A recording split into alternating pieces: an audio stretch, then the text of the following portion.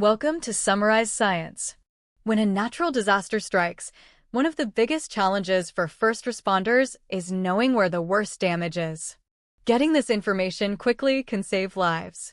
Traditionally, this has relied on super detailed, very high-resolution satellite images, but these aren't always available right away, especially over large areas. So, researchers asked a critical question: can we use the freely available, lower-resolution images from Europe's Copernicus satellite program to do the job? These Sentinel satellites provide images of the entire globe every few days, but at a 10-meter resolution, individual buildings are just a few pixels across. To teach an AI how to spot damage in these blurrier images, the team created a new dataset called XBED-S12.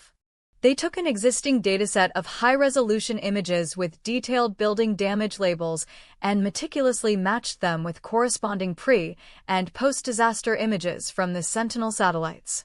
This allowed them to train a model to recognize the subtle changes that indicate damage, even at a lower resolution.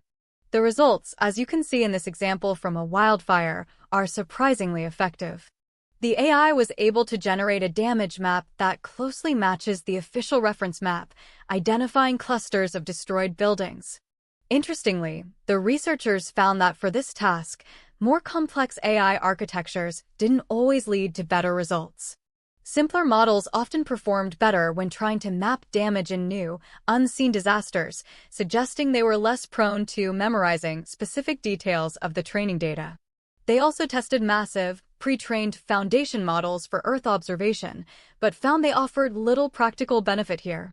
These giant models are great at spotting broad changes like burn scars or floodwaters, but struggled with the finer task of localizing individual damaged buildings. The approach does have its limits, however. For disasters like the Mexico earthquake, where damage was sparse and affected small, individual buildings, the 10-meter resolution just wasn't enough to see the destruction. The method works best for large-scale events that cause widespread, distinct changes to the landscape, like wildfires and major floods. To test its real-world readiness, the team applied their trained model to the 2025 Palisades wildfire near Los Angeles, an event not in their original dataset. Their AI-generated map showed an excellent correlation with the official damage assessment, proving its potential for generalization. So, let's recap the key takeaways from this research.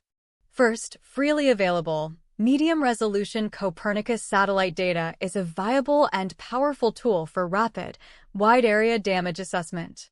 Second, for this specific problem, simpler AI models can be more robust and generalize better than overly complex ones. Finally, this technology is not meant to replace high-resolution imagery, but to complement it. It provides a crucial first look that can guide response efforts in the critical hours after a disaster, when detailed information is scarce. In the future, this could mean that humanitarian aid gets directed to the hardest-hit areas faster and more efficiently than ever before. Thanks for watching this episode of Summarize Science.